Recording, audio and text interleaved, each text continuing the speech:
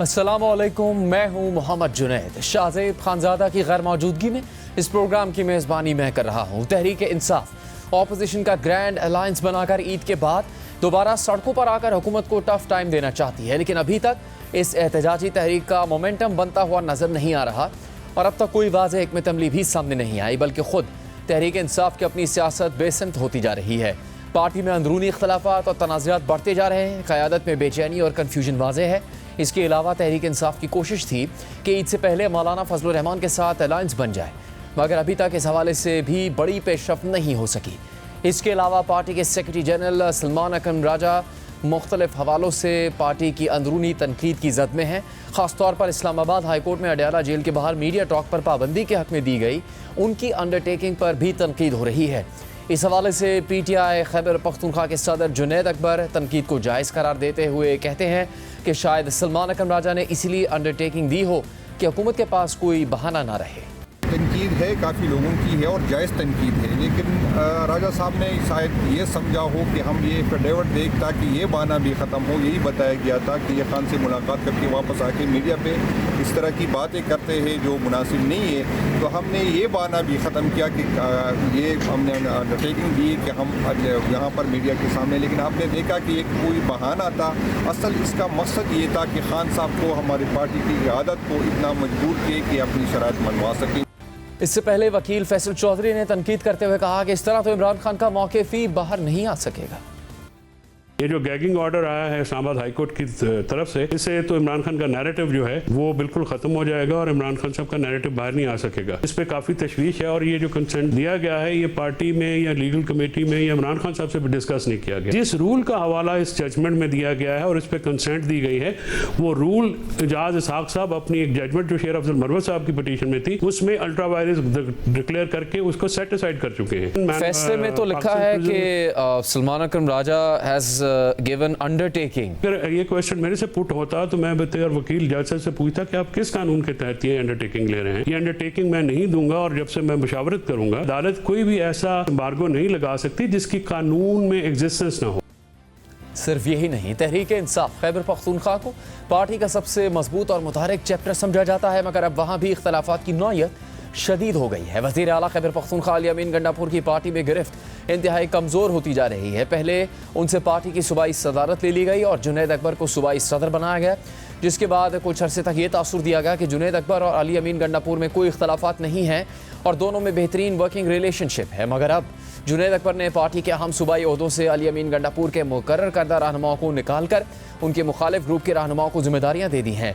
दी news के सहाफ़ी मुश्ताक यूसुफजई की खबर के मुताबिक अली अमीन गंडापुर को बड़ा सियासी धचका लगा है।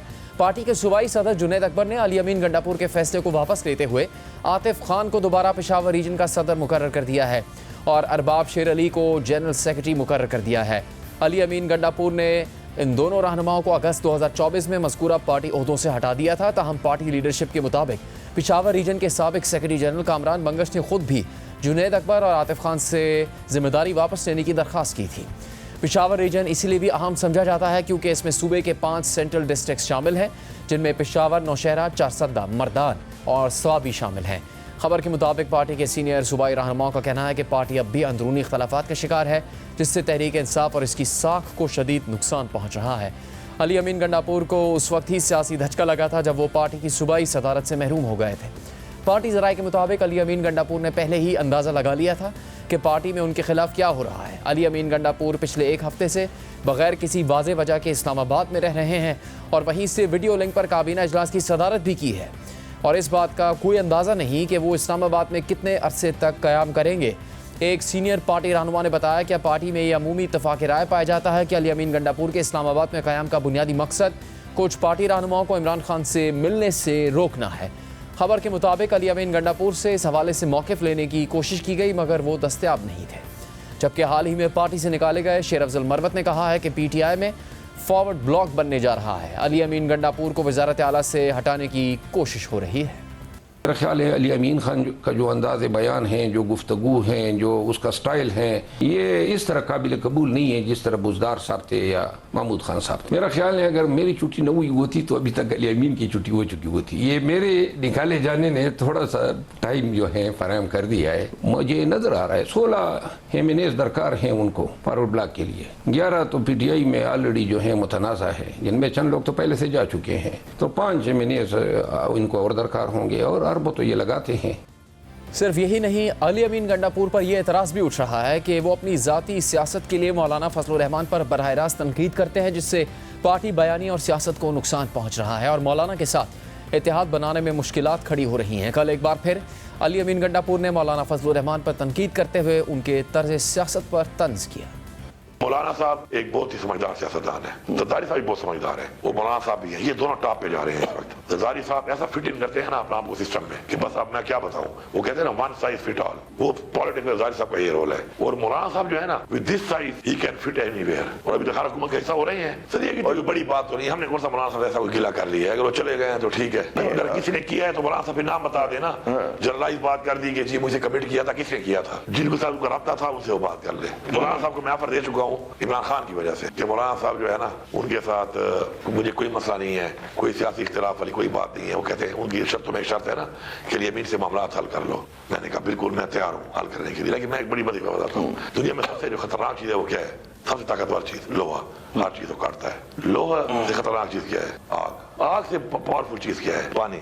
पानी आग को ही बुझा देता है। पानी से पावरफुल चीज क्या है, इंसान, पानी को भी पी जाता है। इंसान से क्या ताकतवर चीज है, उसकी मौत। मौत से ज्यादा ताकतवर चीज क्या है, सदका, तो मौत को मिटा लेता है।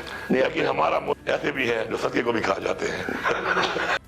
इस पर रद्दअमल देते हुए तर्जुमान JUI असलम गौरी ने कहा कि अली अमीन गंडापुर मौलाना फजलुर रहमान के खिलाफ हर्जा सराई कर रहे हैं और तहरीक इंसाफ और JUI के दरमियान फासले बढ़ाने की साजिश कर रहे हैं। अली अमीन गंडापुर तहरीक इंसाफ के गोरबचोफ हैं।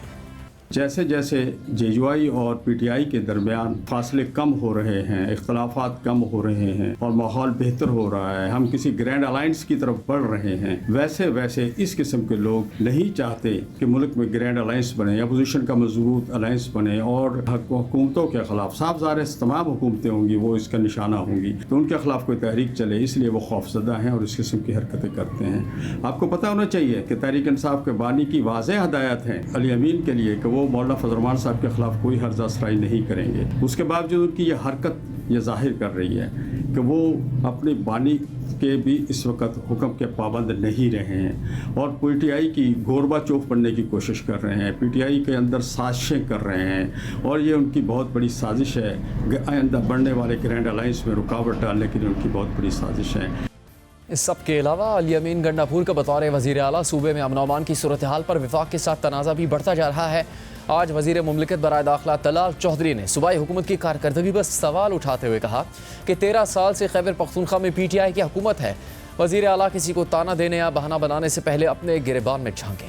KPK के CM का ये कहना कि ये दहशतगर्दी वहां से लोग आ जाते हैं, वहां से लोग आए नहीं हैं, वहां से रेड कारपेट बिछाकर और बॉर्डर खोल के बानी PTI ने 4000 दहशतगर्दों को बसाया है KP में और पाकिस्तान में। अपना गिरेबान झांके, CTD कमजोर होने की वजह से KP में दहशतगर्दी होती है। अपनी जिम्मेदारी पूरी करने से बचना, कोई बहाना बनाना। CTD डिपार्टमेंट या तो ज्यादातर जिलों में है ही नहीं, अगर कहीं है तो लूला लंगड़ा बेचारे बेजादो मददगार है। किसने दहशतगर्दी के खिलाफ लड़ने वाले अदारों को बनाना था? उस 13 साल की हुकूमत करने वालों ने बनाना था या किसी और ने?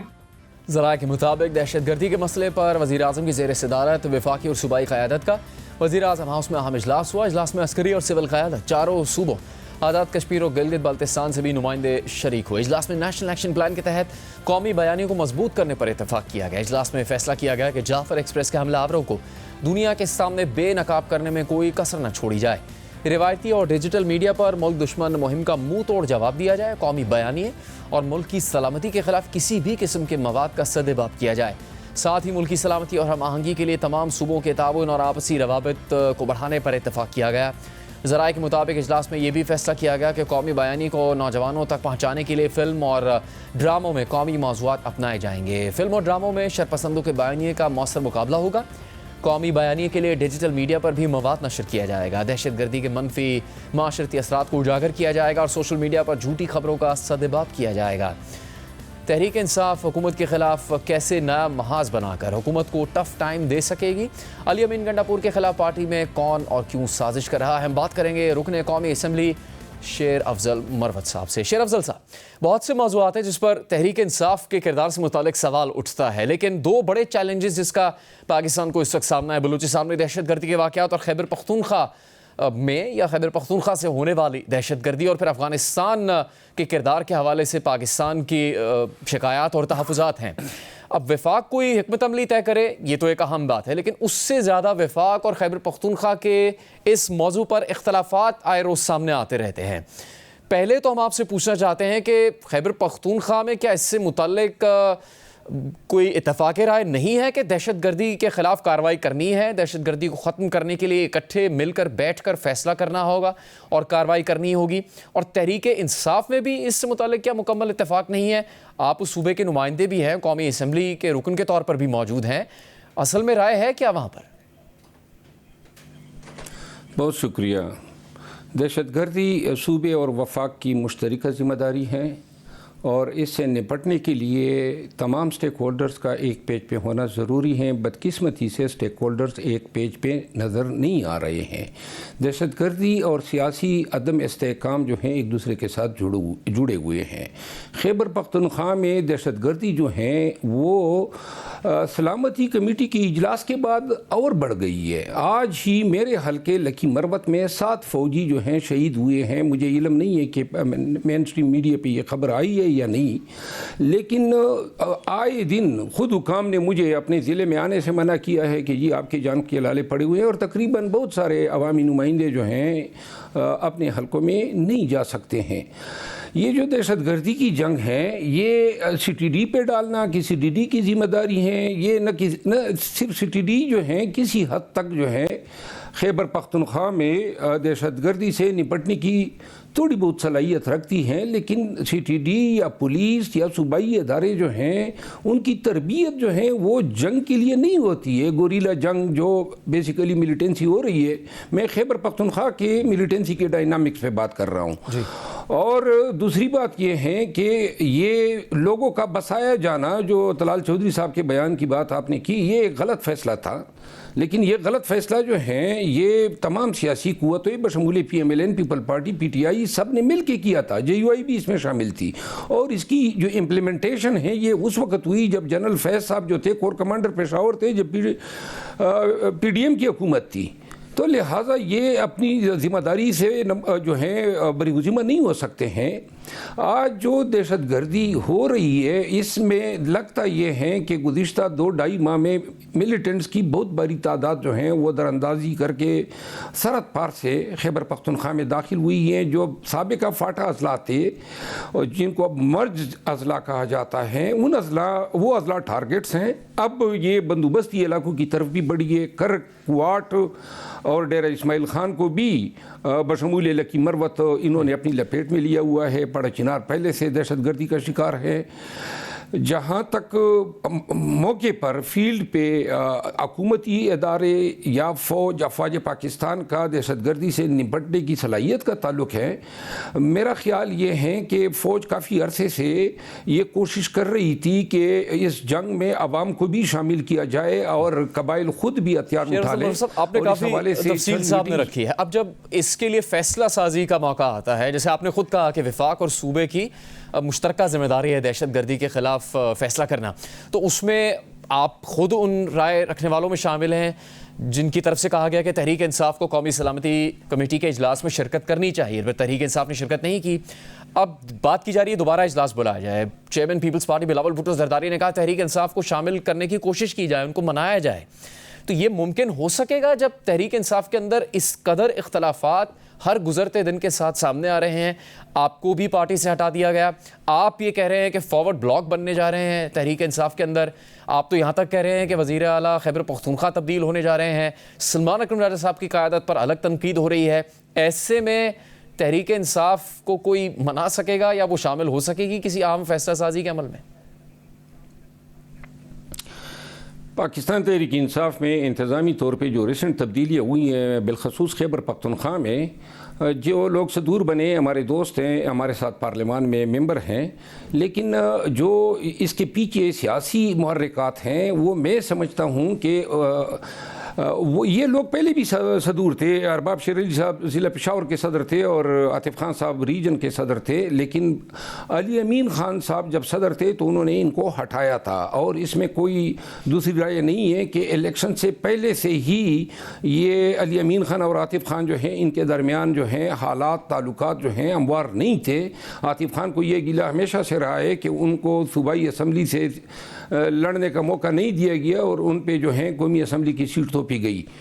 अब जो ये बनाए गए हैं तो लगता ये है कि खान को भी ऑन बोर्ड रखा गया है और ऐसे फैसलों से बजाय इसके कि मसलियत से होते और थोड़ी सी यगांगत या इत्तेहाद से आगे बढ़ते, नज़र ये आ रहा है कि अली अमीन ख़ान के गिर्द घेरा तंग करने की कोशिश की जा रही है।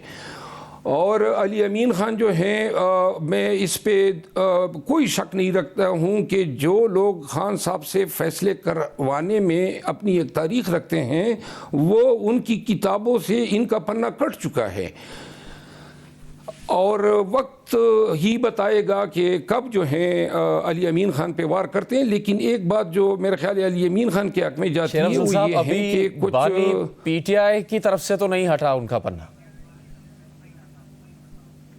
अब देखिए मैं अभी देख रहा हूँ ना, अली अमीन ख़ान गुज़िश्ता 10 दिनों से या 8 दिनों से इस्लामाबाद में मुंतज़िर हैं कि बानी PTI से मुलाकात करेंगे और हर रोज़ जो हैं उनको मुलाकात नहीं दी जाती है। अब मैंने तो उनसे नहीं पूछा है, लेकिन मुझे ख़ुद शक होने लगा है कि कहीं ऐसा ना हो कि अली अमीन ख़ान की बानी से मुलाकात में अपने ही लोग जो हैं रुकावटें न डाल रहे हो। तो अली अमीन गंडापुर आपको लगता है ईद के बाद नहीं रहेंगे वज़ीर आला खैबर पख्तूनख्वा?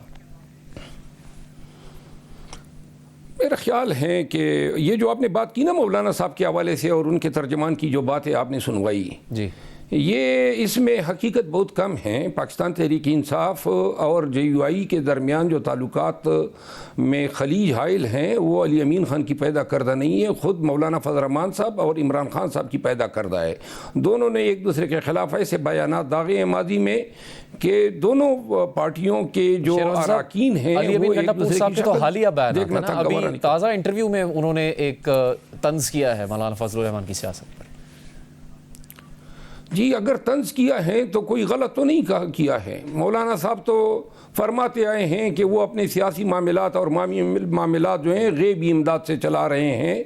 तो ये इस तनाजुर में और दूसरी बात ये है कि क्यों कर मौलाना साहब जो हैं ये कैसे अलाइंस का हिस्सा बनेंगे जिस अलाइंस से फ़ायदा PTI को होगा। अगर PTI दोबारा सियासत में कम बैक करती है अपनी पूरी स्ट्रेंथ के साथ तो इसका सबसे बड़ा नुकसान जो है वो तो JUI को होगा, जो अब KP में दूसरे नंबर की रनर अप पार्टी बन चुकी है। आपको एक बात पे तो यकीन नजर आ रहा है कि अली अमीन गंडापुर वज़ीर आला KP के नहीं रहेंगे, तो क्या ईद के बाद वो नहीं रहेंगे वज़ीर आला? अब मेरा ख्याल है कि इरिवर्सिबल मामलात हो चुके हैं और अल्लाह करे कि पार्टी जो है या गांगत और एहतियात की तरफ जाए, लेकिन सारा दारोमदार इस पे होगा कि अली अमीन ख़ान जो है उसकी अपनी पॉलिटिकल स्ट्रेंथ असम्बली में कितनी है। तो आप जो फॉरवर्ड ब्लॉक की बात कर रहे हैं वो एक फॉरवर्ड ब्लॉक होगा, एक से ज़्यादा होंगे, कौन लोग शामिल होंगे उसमें?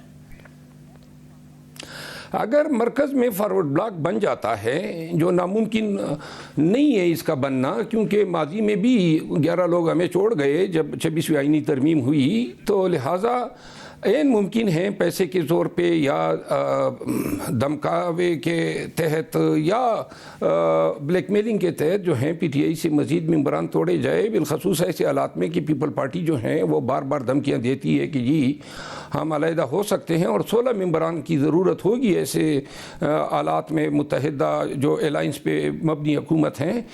तो अगर फॉरवर्ड ब्लॉक बनाया जाता है, और ये इसलिए भी बाद नहीं है कि तमाम कोशिशें तो 2-2.5 साल से हो रही है PTI को तोड़ने पे, तो फॉरवर्ड ब्लॉक अगर बनता है तो इस वक्त PTI कमज़ोर होगी।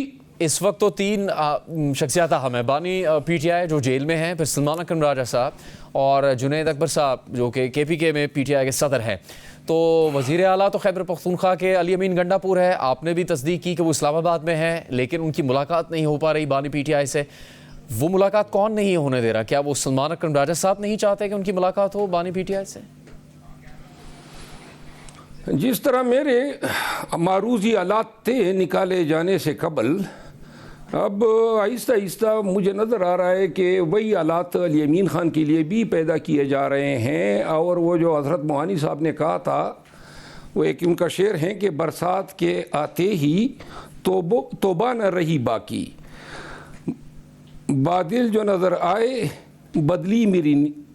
बदली मेरी नियत भी। तो ये आलात पे दारोमदार हैं, लोग देख रहे हैं कि कोई थोड़ा सा फासले खली जाइल हो गई है, तो लिहाजा जो लोग माजी में अली अमीन ख़ान के आगे पीछे फिरा करते थे, अब शायद अपना वज़न दूसरे पलड़े में डाल रहे हैं। तो फिर ईद के बाद तहरीक इंसाफ कोई ग्रैंड अलायंस नहीं बना सकेगी? हुकूमत के ख़िलाफ़ कोई तहरीक शुरू नहीं होने जा रही?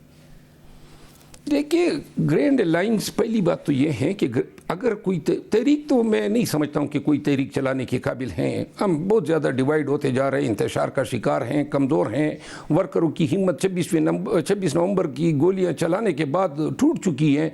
इसके लिए लोगों को मुतारिक करना होगा। और जहाँ तक ग्रैंड अलायंस की बात है, ग्रैंड अलायंस एक JUI ही रहती है, और JUI जो है अभी 2.5 माह कबल तक तो हुकूमत के हक़ में उन्होंने वोट डाला है।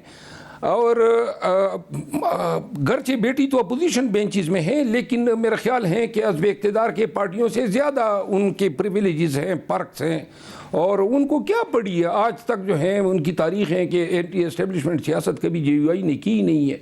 तो लिहाजा JUI के आने के हवाले, हाँ, आ सकती हैं ऐसी सूरत में कि मौलाना साहब जो हैं अपनी अहमियत को यूटिलाइज़ करते हुए 6-7-8 माह तक जो है इस अलायंस की सरबराही सरअंजाम दे के फिर कहें जी कि हम आगे नहीं चल सकते हैं और ये 8 महीने का वक्त ज़ाया कर दे। आपको लगता है कि सलमान राजा साहब बतौर सेक्रेटरी जनरल पार्टी के जो फैसले कर रहे हैं वो ठीक कर रहे हैं पार्टी के लिए? कोई फ़ैसला दुरुस्त नहीं है, ये फ़ैसले तो नहीं है। PTI में असल सूरत हाल ये हैं कि एक वो पश्तो में एक लफ्ज़ है अड़ दुगड़, यानी कि जो चीना जपटी का माहौल है। अब अंदर लोगों को ले जाया जाता है और उनको ले जाने के बाद उनको प्रेजेंट किया जाता है, और जो असबे यानी मतलूबा जो फ़ैसले हैं वो करवाए जाते हैं, और लोगों को या गिराया जा रहा है या उठाया जा रहा है। ये जो तहरीक चलाना, एहतजाज करना, मैंडेट रिकवर करना, खान को छुड़ाना, ये पसे पुष्ट जा चुके हैं। चेयर फजल मारूफ साहब, बहुत शुक्रिया प्रोग्राम में बात करने के लिए। प्रोग्राम जारी रहेगा एक ब्रेक के बाद। प्रोग्राम में एक बार फिर खुशामदीद। लाहौर हाईकोर्ट से ट्रांसफ़र होकर आने वाले जस्टिस सरफराज डोगर जब से इस्लामाबाद हाईकोर्ट के कायम मकाम चीफ जस्टिस बने हैं, उस वक्त से उनका साथी जजेस के साथ एक के बाद एक तनाज़ा सामने आ रहा है। और अब इस्लामाबाद हाईकोर्ट के कायम मकाम चीफ जस्टिस सरफराज डोगर और जजेस के दरमियान केस ट्रांसफ़र पर नया तनाज़ा सामने आ गया है। कायम मकाम चीफ जस्टिस की जानिब से जारी करदा एडमिनिस्ट्रेटिव ऑर्डर में कहा गया है कि जस्टिस बाबर सत्तार ने एक केस सुनने से माज़रत कर ली है, लेकिन फिर जस्टिस बाबर सत्तार के बेंच को ही केस सुनने का इंतजामी हुक्म दे दिया गया। इस पर जस्टिस बाबर सत्तार ने कायम मकाम चीफ जस्टिस के इख्तियारात पर सवाल उठाते हुए जुडिशल ऑर्डर जारी कर दिया और डिप्टी रजिस्ट्रार को केस दोबारा नए बेंच के सामने मुकर्रर करने की हिदायत कर दी। तहरीरी हुक्मनामे में कहा गया है कि 14 मार्च के हुक्म के जरिए इस अदालत ने तय किया था कि इंसाफ का तकाजा ये है कि कोई दूसरा बेंच इस दरख्वास्त की समाअत करे। ताहम कायम मकाम चीफ जस्टिस की जानिब से इंतजामी तौर पर दिए गए इन रिमार्क्स के साथ वो फाइल नाकाबिल फ़हम तौर पर इस अदालत में वापस आ गई है कि केस की समाअत इसी बेंच ने करनी है। इस अदालत को केस के वापस करने में रजिस्ट्रार के दफ्तर या कायम मकाम चीफ जस्टिस के अमले से नादानिस्ता गलती हुई होगी। बस एहतराम चीफ जस्टिस को कोई इख्तियार नहीं कि वो इंतजामी तौर पर या किसी दूसरी सूरत में इस बात का तयन करें कि अदालत को केस सुनना चाहिए या नहीं। एक बार जब एक केस सिंगल या डिवीज़न बेंच के सामने समाअत के लिए मुकर्रर किया जाता है तो वही बेंच तय करता है कि आया केस को किसी दूसरे बेंच को मुंतकिल करने के हालात पैदा हो गए हैं या नहीं। इसमें बेंच में शामिल जज का माज़रत कर लेना भी शामिल है। एक बार जब बेंच में शामिल जज ये तय कर लेता है कि वो बयान करदा वजूहात की बिना पर केस सुनना पसंद नहीं करेगा तो इस अदालती हुक्म को इसे इंतज़ामी मामला समझते हुए चीफ जस्टिस या रजिस्ट्रार के दफ्तर की तरफ से इसमें मुदाखलत नहीं हो सकती। दस्तयाब बेंचेस के सामने फौरी और आम मुकदमात को मुकर्रर करने की जिम्मेदारी इस्लामाबाद हाई कोर्ट के इख्तियार करदा कवायद के तहत डिप्टी रजिस्ट्रार के दायरा कार में आती है। चीफ जस्टिस की जिम्मेदारी है कि वो डिप्टी रजिस्ट्रार के तैयार करदा बेंचेस के रोस्टर की मंजूरी दें। लेकिन एक बार जब रोस्टर तैयार हो जाता है और मंजूर हो जाता है तो चीफ जस्टिस का अदालत में दायर होने वाले हर केस के तयन में कोई किरदार नहीं होता। ये सिर्फ उस सूरत में हो सकता है जब एक बेंच ने किसी केस की समाअत करने के बाद राय दी हो कि इस मामले की समाअत के लिए एक बड़ा या खुसूसी बेंच तश्कील दिया जाए और इस मामले को चीफ जस्टिस के पास भेजा जाए, क्योंकि हाई कोर्ट के रूल्स के मुताबिक वो बेंचेस के रोस्टर को मंजूर करने का इख्तियार रखते हैं। मामले को चलाने का हमारा मौजूदा तर्ज अमल हाई कोर्ट के कवायद के मुताबिक नहीं है, जिसमें एक बेंच एक केस सुनने से माजरत करके मामला चीफ जस्टिस को दोबारा भेजता है ताकि केस एक अदालत से दूसरी अदालत में मुंतकिल किया जा सके। जज की माजरत की सूरत में या फिर किसी और वजह से जब केस एक अदालत से दूसरी अदालत में मुंतकिल करने की ज़रूरत पेश आ जाए तो चीफ जस्टिस की जानिब से बेंचेस के मंजूर करदा रोस्टर के तहत ये मामला किसी दूसरे दस्तयाब बेंच के सामने मुकर्रर करने के लिए डेप्यूटी रजिस्ट्रार को भेजा जाना चाहिए। लिहाजा इस फाइल को अदालत के डेप्यूटी रजिस्ट्रार जुडिशल को भेजा जाए, जो इस बात को यकीनी बनाएगा कि इसे बेंचेस के मंजूर शुदा रोस्टर के मुताबिक किसी दूसरे दस्तयाब बेंच के सामने मुकर्रर किया जाए और इसमें मौजूदा बेंच का कोई जज शामिल ना हो। इससे पहले गुज़श्ता रोज़ इस्लामाबाद हाई कोर्ट के जस्टिस सरदार एजाज इसहाक खान ने अपनी अदालत से ज़ेर समाअत केस दूसरे बेंच को मुंतकिल करने पर डेप्यूटी रजिस्ट्रार जुडिशल और दीगर के खिलाफ तौहीन अदालत केस की समाअत के तहरीरी हुक्मनामे में कहा था कि हाई कोर्ट का बेंच कायम मकाम चीफ जस्टिस की अदालत के मातहत नहीं है। इससे पहले केस अपनी अदालत से वापस लिए जाने पर दौरान समाअत जस्टिस सरदार एजाज इसहाक खान ने सख्त रिमार्क्स देते हुए कहा था कि कॉज लिस्ट मनसूख करने की बजाय आप मेरी अदालत की बुनियादों में बारूद रखकर उड़ा देते। जबकि 6 मार्च को जस्टिस बाबर सत्तार की हिदायत पर रजिस्ट्रार इस्लामाबाद हाई कोर्ट को ख़त भेजा गया था, जिसमें कहा गया था कि इस्लामाबाद हाई कोर्ट में ट्रांसफ़र होकर आए स्टाफ की साइलिन से रिश्वत लेने की शिकायत आ रही हैं। कोर्ट स्टाफ साइलिन और वकला से रकम का मुतालबा करता है। हम बात करेंगे नुमाइंदा जियो न्यूज़ अवैस यूसुफजई से। अवैस यूसुफजई, पहले ख़त लिखा गया, फिर गुज़श्ता रोज़ भी एक रिमार्क्स और तफसील सामने आई और आज भी इसी तरह की सूरत हाल है जिसमें नए आने वाले जजेस और फिर स्टाफ और फिर इस वक्त जो कायम मकाम चीफ जस्टिस हैं उनसे इख्तलाफात काफ़ी ज़्यादा हद तक सामने आ गए हैं। तो इस मामले पर और कोई पेशरफ्त हुई है क्या? जी बिल्कुल, देखें मैं आपको बताऊं कि ये जो मामला है ये उस वक्त से शुरू हुआ है जब से 3 जजेस दीगर हाई कोर्ट से ट्रांसफ़र होकर इस्लामाबाद हाई कोर्ट आए हैं। जजेस के तबादले के बाद जब यहाँ पर उन्होंने चार्ज संभाला तो उससे पहले ही एक माहौल बन गया था जब 5 जजेस की जानिब से उस वक्त के चीफ जस्टिस आमिर फ़ारूक को पहले ख़त लिखा गया था सीनियरिटी तब्दील करने के हवाले से कि सीनियरिटी तब्दील नहीं की जा सकती और फिर एक रिप्रेजेंटेशन भी भिजवाई गई थी, तो वो रिप्रेजेंटेशन मुस्तरद हो गई थी। तो ये एक बैकग्राउंड है और अब जो 2 जजेस जिनका तनाज़ा चल रहा है कायम मुकाम चीफ जस्टिस सरदार सरफराज डोगर से, ये दोनों वही जजेस हैं जिन्होंने सीनियरिटी पर एतराज़ किया था और इस ट्रांसफ़र के भी ख़िलाफ़ थे। सबसे पहले जो जस्टिस बाबर सत्तार हैं उनके सेक्रेटरी ने जस्टिस बाबर सत्तार की हिदायत पर एक ख़त लिखा था और उसमें ये बात बताई थी कि जो दीगर हाई कोर्ट से ट्रांसफ़र होकर जजेस आए हैं उनके साथ स्टाफ भी आया है और ये शिकायत आई हैं, उन तक पहुंची हैं कि जो स्टाफ ट्रांसफ़र होकर यहाँ आया है वो रिश्वत वसूल करने में मुलव्वस है। और इस बात के लिए उन्होंने कहा था कि आप CCTV फुटेज कोर्ट रूम्स के बाहर देख सकते हैं। इस पर कायम मुकाम चीफ जस्टिस ने एक इंक्वायरी भी ऑर्डर की थी, इंक्वायरी कमेटी भी बना दी गई थी, 3 दिन में रिपोर्ट मांगी गई थी लेकिन अभी तक वो रिपोर्ट तो सामने नहीं आई। लेकिन उसके बाद 2 वाक़यात ऐसे हुए कि जो मिशाल यूसुफजई हैं PTI की रहनुमा और वकील, उनकी एक दरख्वास्त थी बानी PTI से जेल में मुलाकात के लिए और वो मुलाकात नहीं हो रही थी, तो एक तौहीनी अदालत की दरख्वास्त जस्टिस सरदार एजाज इसहाक खान सुन रहे थे।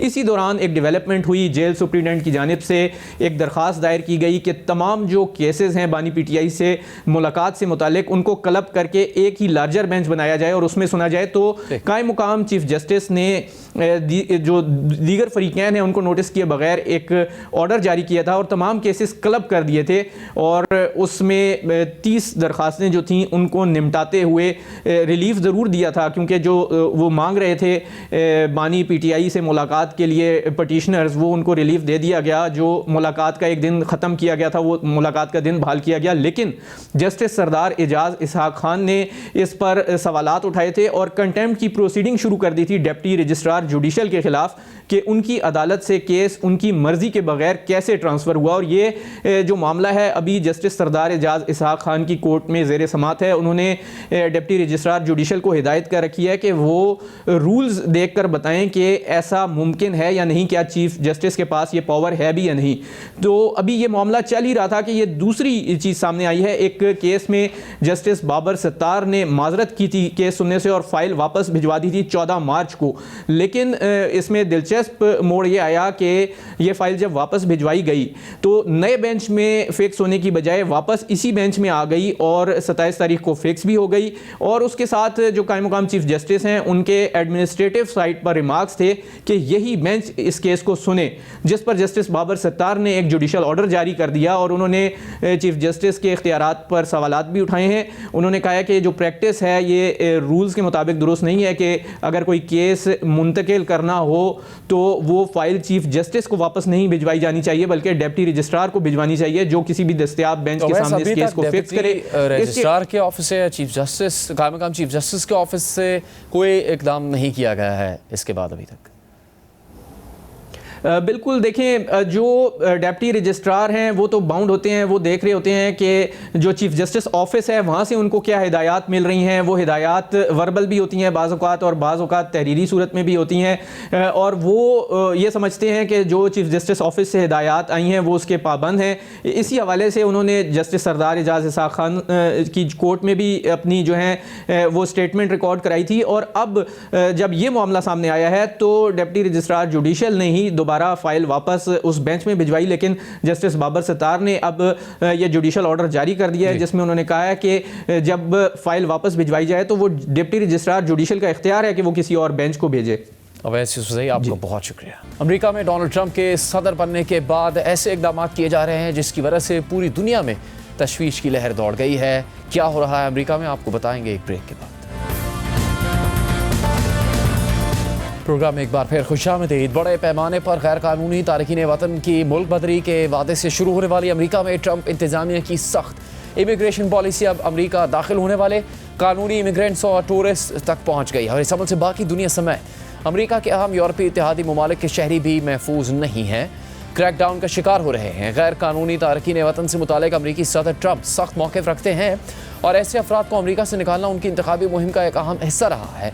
और इसी इंतखाबी वादे की तकमील के लिए ट्रंप ने दूसरी बार इक़्तिदार संभालने के बाद पहले हफ्ते के अंदर ही इमिग्रेशन से मुतालिक तकरीबन 10 एग्जीक्यूटिव ऑर्डर्स जारी कर दिए थे, जिनमें उन्होंने सरहदों की हिफाजत बढ़ाने और तारकीन वतन को मुल्क बदर करने के मुख्तलिफ अहकाम जारी किए थे। इसके अलावा ट्रंप ने अपने हमसाया ममालिक कनाडा और मेक्सिको पर भी सरहदी सिक्योरिटी सख्त ना करने की सूरत में टैरिफ्स के जरिए दबाव डालने की कोशिश की थी। सदर ट्रंप की जानिब से 20 जनवरी को बाकायदा तौर पर अमेरिका की सदारत का चार्ज संभालने के बाद अमरीकी हुकाम ने अब तक भारत और कोलंबिया समेत दुनिया भर के हज़ारों गैर कानूनी तारकीन वतन को डिपोर्ट किया है, जबकि अब मुल्क बदरी और सख्त इमिग्रेशन पॉलिसी का दायरा अमरीका में मुकीम गैर कानूनी तारकीन वतन से बढ़कर ट्रंप के सियासी मुखालिफिन और उनकी खारजा पॉलिसी से इख्तलाफ करने वाले अफराद और ख़ास तौर पर फ़लस्तीन के हिमायती कानूनी तौर पर रहने वाले अफराद तक वसी हो चुका है।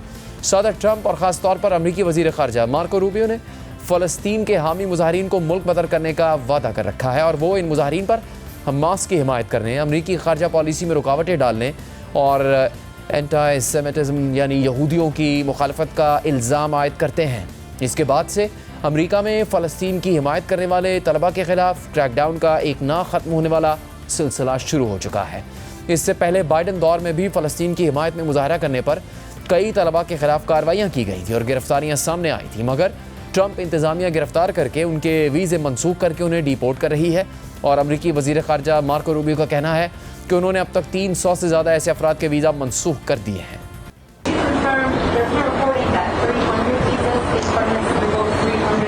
शायद इससे ज़्यादा, इस वक्त ये तादाद 300 से ज़्यादा हो सकती है। हम ये रोज़ाना करते हैं। जब भी मुझे इस तरह का कोई इंतहा पसंद नज़र आता है हम उसका वीज़ा मनसूख कर देते हैं। किसी मरहले पर शायद हमें ऐसा करने की ज़रूरत ना पड़े क्योंकि उस वक्त तक हमने इन सब से छुटकारा हासिल कर लिया होगा, लेकिन हम ऐसे लोगों को हर रोज़ तलाश कर रहे हैं। वाज़ेह है कि अमरीकी अथॉरिटीज़ सिर्फ ऐसे अफराद का वीज़ा ही मनसूख नहीं कर रही बल्कि उन्हें हिरासत में लेकर इंतहाई बुरे हालात में भी रखते हैं और गिरफ्तारी का तरीक़ेकार भी काफ़ी पुरतशद्दुद और तशवीशनाक होता है। अब तक फ़लस्तीन की हिमायत करने वाले या गजा में जारी हालिया इसराइली जहरीत के खिलाफ आवाज़ उठाने वाले कई अफराद को अमरीकी हुक्काम ने गिरफ्तार किया है जो कानूनी तौर पर अमरीका में मौजूद थे। इसी तरह के एक वाक़े में मंगल की रात को अमरीकी इमिग्रेशन हुक्काम ने बॉस्टन के करीब टफ्ट्स यूनिवर्सिटी में PhD की तुर्क तालिबा रोमेसा ओज़तुर्क को हिरासत में लेकर उनका वीज़ा मनसूख कर दिया और उन पर हमास की हिमायत का इल्ज़ाम लगाया। कल एक प्रेस कॉन्फ्रेंस के दौरान जब अमरीकी वज़ीर ख़ारजा मार्को रूबियो से रोमेसा ओज़तुर्क के गिरफ्तारी पर सवाल हुआ तो उन्होंने कहा कि उन्हें ऐसे अफराद को निकालने का हक हासिल है। अगर आप एक तालिब इल्म के तौर पर अमरीकी वीज़ा के लिए दरख्वास्त देते हैं और हमें ये बताते हैं कि आपके आने की वजह सिर्फ अखबार में कॉलम लिखना नहीं बल्कि ऐसी तहरीकों में हिस्सा लेना है जो यूनिवर्सिटियों में तोड़ फोड़ करने, तलबा को हिरासा करने, इमारतों पर कब्जा करने और हंगामा आराई जैसे कामों में मुलविस हैं तो हम आपको वीज़ा नहीं देंगे। अगर आप हमसे झूठ बोलकर वीज़ा हासिल करते हैं और फिर अमरीका में दाखिल होकर इस किस्म की सरगर्मियों में हिस्सा लेते हैं तो हम आपका वीज़ा वापस ले लेंगे और जब आपका वीज़ा मनसूख हो जाता है तो आप कानूनी तौर पर अमरीका में मौजूद नहीं होंगे और हमें आपको अपने मुल्क से निकालने का पूरा इख्तियार होगा, जिस तरह दुनिया के हर मुल्क को होता है। तुर्क तालिबा रोमेसा ओज़तुर्क की गिरफ्तारी के खिलाफ बॉस्टन में एहतजाज भी हुआ जबकि मुजाहिरीन ने उनकी गिरफ्तारी के तरीक़ेकार पर भी तशवीश का इजहार करते हुए इसे गवा करार दिया। 30 साला रोमेसा ओज़तुर्क को मंगल की शाम उस वक्त गिरफ्तार किया गया जब वो घर से इफ्तार के लिए अपने दोस्तों के पास जा रही थीं और इस गिरफ्तारी के सोशल मीडिया पर वायरल CCTV वीडियो में देखा जा सकता है कि सादा कपड़ों में मलबूस कई नकाबपोश एहलकार रोमेसा ओज़तुर्क को अचानक से घेर लेते हैं और एक शख्स उनकी कलाई पकड़ता है। फिर वो अफराद रोमेसा को हथकड़ी लगाकर एक नामालूम गाड़ी की तरफ ले जाते हैं जबकि अल जज़ीरा के मुताबिक रोमेसा ओज़तुर्क की गिरफ्तारी के बाद उनके वकील ने मंगल की रात एक दरख्वास्त दायर की जिसमें दावा किया गया कि उन्हें गैर कानूनी तौर पर हिरासत में लिया गया है। इस दरख्वास्त पर बॉस्टन के डिस्ट्रिक्ट जज ने उसी रात अमरीकी इमिग्रेशन एंड कस्टम्स इन्फोर्समेंट को हुक्म दिया कि वो रोमेसा ओज़तुर्क को रियासत मैसाचुसेट्स से कम 48 घंटे की पेशगी इतला के बगैर कहीं और मुंतकिल ना करें। लेकिन वकील के मुताबिक जज के हुक्म के बावजूद बुध की दोपहर वो न्यू इंग्लैंड में अपनी मौकिला का पता लगाने में नाकाम रही। ताहम बाद में उन्हें एक अमरीकी सेनेटर के दफ्तर से इतला मिली कि रोमेसा ओज़तुर्क को रियासत लुजियाना मुंतकिल कर दिया गया है। इसी तरह अपने एक बयान में टफ्ट्स यूनिवर्सिटी के सदर सुनील कुमार ने कहा कि इदारे को इस गिरफ्तारी के बारे में कोई पेशगी इतला नहीं थी और ये वाक़या हमारी कम्यूनिटी के कुछ अफराद ख़ास तौर पर बैन अल-अक़वामी कम्यूनिटी का अरकान के लिए परेशान कुन साबित हो सकता है। रोमेसा ओज़तुर्क की गिरफ्तारी की डेमोक्रेट कानून साजों ने मजम्मत की है जबकि यूनिवर्सिटी के तलबा और दीगर हलकों की जानिब से इसके खिलाफ एहतजाज भी किया गया है। इससे पहले 8 मार्च को अमरीकी इमिग्रेशन हुक्काम ने हमास की हिमायत के इल्ज़ाम में फ़लस्तीन के हक़ में आवाज़ उठाने वाले एक्टिविस्ट और कोलंबिया यूनिवर्सिटी के तालिब इल्म महमूद खलील को भी इस तरीके से गिरफ़्तार कर लिया था और उन्हें डिपोर्ट करने की गर्ज से एक हिरासती मरकज़ में बंद कर दिया जहाँ उन्हें इंतहाई ख़राब हालात में रखा गया। महमूद खलील न सिर्फ कानूनी तौर पर अमरीका में मुकीम है बल्कि उन्हें अमरीका का ग्रीन कार्ड भी हासिल है, यानी वो अमरीका के मुस्तकिल शहरी है और उनकी अहलिया भी अमरीकी शहरी हैं। महमूद खलील अपने ऊपर आयद इल्ज़ामात की तरदीद करते हैं और उन्होंने अपनी डिपोर्टेशन को अदालत में चैलेंज कर रखा है और अदालत ने फ़िलहाल उनकी डिपोर्टेशन रोक दी है। महमूद खलील की रिहाई के लिए अमरीका की मुख्तलिफ रियासतों में एहतजाज भी हुए हैं। महमूद खलील की गिरफ्तारी के बाद 13 मार्च को इमिग्रेशन हुक्काम ने कोलंबिया यूनिवर्सिटी की एक और तालिबा को गिरफ्तार कर लिया था। अमरीकी महकमा होमलैंड सिक्योरिटी के मुताबिक गिरफ्तार होने वाली तालिबा का नाम लैका कोर्दिया है जो कि मकबूजा वेस्ट बैंक से ताल्लुक़ रखती हैं। हुकाम के मुताबिक उन्हें पहले भी फ़लस्तीन की हिमायत में होने वाले मुजाहरों में शिरकत के इल्ज़ाम में गिरफ्तार किया जा चुका था और जनवरी 2022 में उनका वीज़ा गैर हाज़िरी के बाइस मनसूख भी कर दिया गया था। इसी तरह अमरीकी इमिग्रेशन हुकाम जनूबी कोरिया में पैदा होने वाली कोलंबिया यूनिवर्सिटी की एक तालिबा को हिरासत में लेने की कोशिश कर रहे हैं जो कानूनी तौर पर अमरीका की मुस्तकिल रिहायशी और प्रो पैलेस्टीनियन मुजाहरों में हिस्सा ले चुकी हैं। ताहम अदालतों ने फ़िलहाल इस इक़दाम को भी रोक दिया है। इसी दौरान हमास की हिमायत के इल्ज़ाम में एक भारतीय तालिबा का वीज़ा भी मनसूख कर दिया गया था और उन्हें गिरफ्तारी से बचने के लिए कनाडा फ़रार होना पड़ा था। न्यूज़ वेबसाइट फर्स्ट पोस्ट के मुताबिक रंजनी श्रीनिवासन एक फुल ब्राइट स्कॉलर थी और कोलंबिया यूनिवर्सिटी से PhD कर रही थी। वो 2016 से अमेरिका में मुकीम थी जब उनका ग्रेजुएशन के लिए हार्वर्ड यूनिवर्सिटी में दाखिला हुआ था। 5 मार्च को अमेरिका में फ़लस्तीन के हिमायती तलबा के ख़िलाफ़ क्रैकडाउन के तहत अमेरिकी महकमा ख़ारजा ने उनका वीज़ा मनसूख कर दिया और फिर रंजनी श्रीनिवासन को चेन्नई के अमेरिकी कौंसल खाने से वीज़ा मनसूख होने की एक ईमेल भी मौसूल हुई। इसी कन्फ्यूजन में रंजनी श्रीनिवासन ने कोलंबिया यूनिवर्सिटी के इंटरनेशनल स्टूडेंट्स डिपार्टमेंट से रब्ता किया तो उन्हें बताया गया कि जब तक वो अमेरिका में मौजूद हैं वो अपनी तालीम जारी रख सकती हैं। फिर 7 मार्च को जब वो यूनिवर्सिटी हुकाम से फ़ोन पर अपने वीज़ा स्टेटस पर बात कर रही थी तो 3 अमेरिकी इमिग्रेशन एजेंट्स उनके अपार्टमेंट पहुँच गए। जो कि कोलंबिया यूनिवर्सिटी के कैंपस से बाहर वाक़ था। तमाम रंजनी की रूममेट ने दरवाज़ा खोलने से इनकार कर दिया और एजेंट्स से बाहर ही बात की। उसके बाद ये एजेंट्स अगली रात को दोबारा वापस आए, लेकिन रंजनी उस वक्त वहाँ मौजूद नहीं थी और उन्होंने अपनी रिहाइश छोड़ देने का फ़ैसला कर लिया था। उसके बाद रंजनी श्रीनिवासन को कोलंबिया यूनिवर्सिटी से एक ईमेल मौसूल हुई जिसमें बताया गया कि महकमा होमलैंड सिक्योरिटी ने यूनिवर्सिटी को उनके मनसूख शुदा वीज़ा के बारे में आगाह कर दिया है और इस वजह से यूनिवर्सिटी ने उनका दाखिला भी मनसूख कर दिया है। 13 मार्च को इमिग्रेशन एजेंट्स एक बार फिर रंजनी श्रीनिवासन के दरवाजे पर पहुँचे और इस बार उनके पास मुबैना तौर पर अदालती वारंट भी मौजूद था। ताहम उस वक्त तक वो अमेरिका छोड़ चुकी थी क्योंकि एजेंट्स के आने से पहले ही खौफजदा रंजनी श्रीनिवासन ने जल्दी में अपना सामान बांधा और अपनी बिल्ली एक दोस्त के पास छोड़कर अमेरिकी custom and border protection services की ऐप का इस्तेमाल करते हुए ख़ुद को सेल्फ डिपोर्ट करने का अमल मुकम्मल किया और लगाडिया एयरपोर्ट से एक परवाज़ में सवार होकर कनाडा चली गईं। उनके अमेरिका से फ़रार होने के बाद अमेरिकी महकमा होमलैंड सिक्योरिटी की सरबराह क्रिस्टी नॉम ने एयरपोर्ट की सर्वेलेंस वीडियो एक्स पर पोस्ट की जिसमें रंजनी को अपने सूटकेस के साथ जाते हुए देखा जा सकता है। इसी पोस्ट में उन्होंने रंजनी पर दहशतगर्दों की हमदर्द होने का इल्ज़ाम लगाया। कोलंबिया यूनिवर्सिटी के अलावा ट्रंप इंतज़ामिया ने अमेरिका की दीगर यूनिवर्सिटीज़ में भी प्रो फ़लस्तीन तलबा को निशाना बनाया है। गुज़श्ता दिनों जॉर्ज टाउन यूनिवर्सिटी में रिसर्च फेलो और भारतीय शहरी बदर खान सूरी को भी अमेरिकी हुकाम ने इसी तरह के इल्ज़ाम पर डिपोर्ट करने के लिए हिरासत में ले लिया था। बदर खान सूरी 2023 में तालीम की गर्ज से अमेरिका गए थे। उनकी अहलिया का ताल्लुक फ़लस्तीन से है।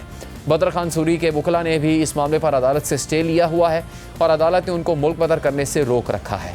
इससे पहले अमेरिका की विफाकी इमिग्रेशन हुकाम ने एक लबनानी खातून डॉक्टर और ब्राउन यूनिवर्सिटी की असिस्टेंट प्रोफेसर राशा लवे को लबनानी मुसल्ला तंजीम हिजबुल्लाह की हिमायत के इल्ज़ाम में डिपोर्ट कर दिया था और दावा किया था कि अमेरिकी वीज़ा रखने वाली डॉक्टर राशा लवे के फ़ोन से हिजबुल्लाह के रहनुमाओं से मुतालिक हमदर्दाना तस्वीर और वीडियोज़ मिली जिनकी वजह से उन्हें डिपोर्ट कर दिया गया। डॉक्टर राशा लवे की मुल्क बदरी पर सिविल सोसाइटी ने शदीद एहतजाज किया था। इस सारी सूरत हाल में एक चीज़ ये भी वाज़ह है कि ट्रंप की नई इंतज़ामिया उनकी सख्त इमिग्रेशन पॉलिसी को नाफिज करने के लिए तमाम वसाइल बरूए कार ला रही है। इस हवाले से रॉयटर्स की रिपोर्ट के मुताबिक सदर ट्रंप की जानिब से लाखों मुजरिम गैर मुल्कियों को डिपोर्ट करने के अहद के बाद कई अमरीकी एजेंसियों के हज़ारों एहलकारों को इमिग्रेशन नाफिज करने वाले ऑफिसर्स के तौर पर नई जिम्मेदारियाँ दी जा रही हैं। इस पॉलिसी के नतीजे में मनशात की स्मगलिंग, दहशतगर्दी, एजेंसी इस्तेहसाल और फ्रॉड जैसे जराइम से निपटने के लिए मुख्तस वसाइल और अफरादी क़ुव्वत को इमिग्रेशन कार्रवाइयों के लिए इस्तेमाल किया जा रहा है, जिसके बाद वो विफाकी एजेंट जो आमतौर पर बच्चों के साथ बदसलूकी करने वालों को पकड़ने के लिए काम करते थे, वो अब गैर कानूनी तौर पर अमेरिका में मुकीम तारकीन वतन के खिलाफ कार्रवाइयाँ कर रहे हैं। इसी तरह मनी लॉन्ड्रिंग की तहकीकात में महारत रखने वाले होमलैंड सिक्योरिटी के ऑफिसर्स अब रेस्टोरेंट्स और दीगर छोटे कारोबारों पर छापे मार रहे हैं ताकि ऐसे अफराद को पकड़ा जा सके जो काम करने के मजाज नहीं और मनशियात के स्मगलरों और टैक्स फ्रॉड करने वालों का पीछा करने वाले एजेंट्स को इमिग्रेशन कवानीन के नफाज के लिए तैनात किया जा रहा है। ट्रंप इंतज़ामिया की जानिब से विफाकी कानून नाफिज करने वाले इदारों की इस असर-ए-नौ तंजीम को 9/11 के दहशतगर्द हमलों के बाद सबसे बड़ी तब्दीली करार दिया जा रहा है। ट्रंप इंतज़ामिया के इन इक़दामात की वजह से तारीख में पहली बार अक़वाम मुत्तहिदा ने न्यूयॉर्क में अपने अमले को पासपोर्ट और वीज़े की कॉपियाँ साथ रखने की हिदायत की है ताकि अगर अमरीकी इमिग्रेशन हुकाम उन्हें रोकें तो अपनी शनाख्त करवा सकें। इसके अलावा ट्रंप इंतज़ामिया ने ग्रीन कार्ड की दरखास्तों पर भी कार्रवाई मुअत्तल कर दी है। प्रोग्राम का यहाँ पर इख्तिताम होता है। इजाज़त।